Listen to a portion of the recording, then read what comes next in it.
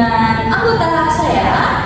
Saya Salwazaria dengan NIM 250105040. Saya Arifia Dewi Pramesti dengan NIM 25010503943. Saya Liwatul Sadia dengan NIM 25010503883. Saya Rizky Ramadhani dengan NIM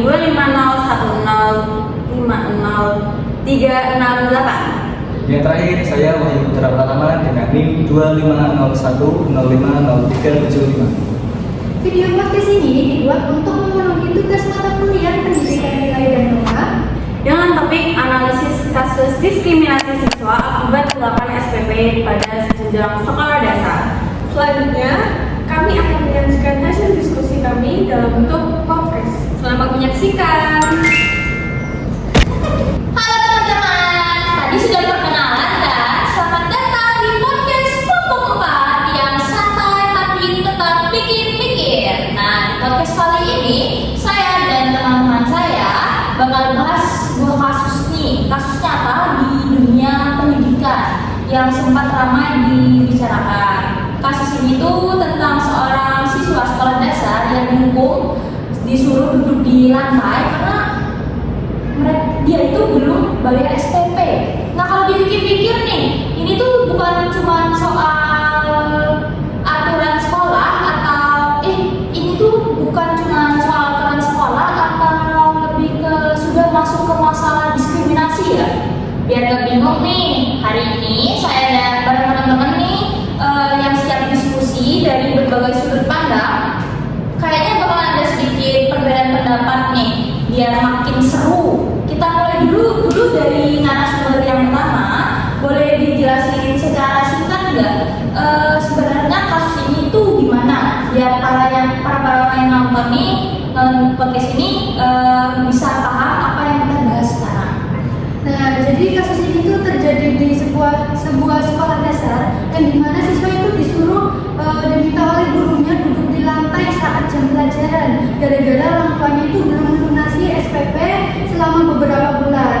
Nah, bahkan dalam kasus ini siswa tersebut tuh selama beberapa hari disuruh duduk di lantai dari pagi sampai siang. Setelah videonya beredar di media sosial, banyak orang yang menilai tindakan ini tuh kurang pantas atau nggak pantas karena anak justru ikut menanggung masalah ekonomi keluarganya. Iya sih, kalau dibayangin jadi anaknya ya pasti nggak enak banget. Tapi aku mau lempar pertanyaan pada teman-teman yang lain nih. Menurut kalian ini tuh benar-benar diskriminasi atau lebih ke sebenarnya sekolah itu cuma lagi menegakkan aturan? Kalau menurut saya itu jelas diskriminasi karena siswa tersebut itu diperlakukan berbeda dibandingkan dengan teman-temannya hanya karena kondisi ekonomi siswa tersebut itu sedang sulit. Padahal itu kan di luar kendali dari si siswa tersebut. Berarti yang jadi masalah itu bukan cuma sekedar aturan, tapi dampaknya itu ke siswa. Kalau dari saya mungkin agak beda ya. Kalau menurut saya mungkin dari pihak sekolah itu maksudnya bukan untuk mendiskriminasi, tapi untuk mendisiplinkan siswanya gitu. Menarik nih, jadi menurut Wahyu ini lebih ke soal cara menyampaikan aturan, bukan niatnya. Ya, lebih seperti itu, tapi caranya kurang tepat lah. Kalau menurut saya, walaupun tujuannya memang mungkin untuk mendisiplinkan, tetap saja kurang tepat sih, karena kan dampaknya ke anak, membuat dia tuh merasa dipermalukan. Apalagi dilakukannya itu kan di depan teman-temannya semua. Berarti dari sisi dampak ini cukup serius ya. Sorry nih Yu, tapi saya setuju dengan Via. Karena walaupun niatnya itu mendisiplinkan, tapi itu tidak bisa dibenarkan karena yang menerima dampaknya itu si anaknya sendiri ya, sebenarnya bukan pihak yang bertanggung jawab. Nah, berarti ini kita sudah lihat nih mulai kelihatan panas-panasnya ya. Ada perbedaan antara niat dan dampak. Dan justru dampaknya itu malah ke anak siswa tersebut yang jadi persoalan utama. Jadi kalau kita lihat lebih dalam lagi nih, kita mengulik lebih dalam lagi, berarti kasus ini tuh nggak cuma soal aturan sekolah, tetapi juga bisa berkaitan dengan nilai dan norma yang seharusnya kita jaga di lingkungan pendidikan. Kalau dari sisi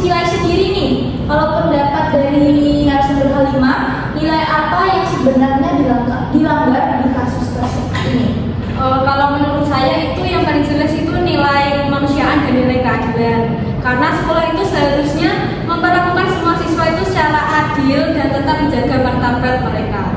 Nah, penting banget nih, martabat siswa yang sering terabaikan di beberapa sekolah, apalagi di zaman sekarang. Kalau kita lihat dari sudut pandang sisi norma nih, kalau dari pandangan Wahyu itu bagaimana? Kalau kita lihat dari sisi norma, ini jelas melanggar norma moral.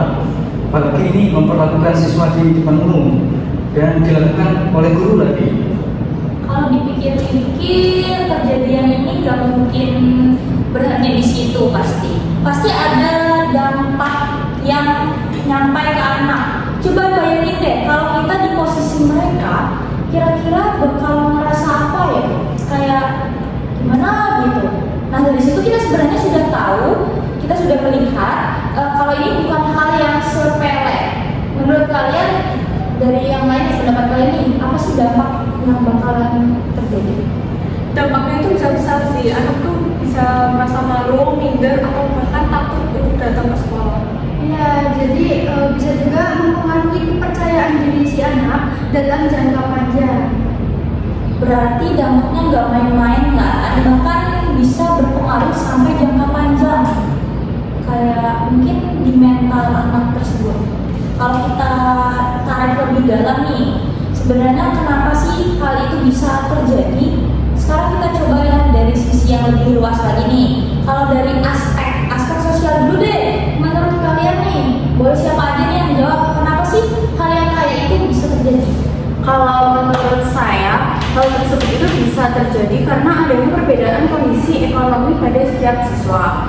Namun yang menjadi masalahnya itu perlakuan dari guru tersebut yang tidak mempertimbangkan kondisi tersebut. Berarti bisa dibilang bukan cuma soal aturan, tetapi bisa jadi tapi juga soal keadilan sosial ya. Karena tidak semua siswa itu punya kondisi yang sama. Baik, kita coba lihat dari sudut pandang budaya sendiri dulu deh. Gimana? Apakah ini hubungannya dengan cara kita mendidik selama ini? Ya bisa jadi karena di beberapa keluarga ada yang menerapkan hukuman sebagai langkah untuk mendisiplinkan anak-anaknya. Tapi nggak semua hukuman itu mendidik sih, apalagi kalau sampai mempermalukan, itu malah bisa berdampak buruk. Nah, menarik nih. Jadi nggak semua itu bisa disebut disiplin. Itu benar-benar mendidik ya. Terus kalau kita lihat dari sudut pandang teknologi nih, menurut kalian perannya gimana sih di kasus ini? Kalau dari teknologi jelas berpengaruh sih, karena kan kasus ini kan viral lewat media sosial, jadi akhirnya itu banyak orang tahu tentang kasus ini. Wah, berarti teknologi ini bukan cuma sekedar soal menyebarkan informasi, tetapi juga bisa jadi semacam kontrol sosial ya, supaya kejadian seperti ini bisa dikritisi. Kalau melihat dari masalah dan dampaknya tadi, berarti kita tuh gak cukup cuma bilang ini salah, tapi juga kita mikirin solusinya tuh bagaimana buat anaknya ke depannya. Nah, menurut kalian nih, langkah konkret apa sih yang seharusnya kita lakukan dilakukan oleh sekolah supaya kasus seperti ini tuh tidak terulang kembali?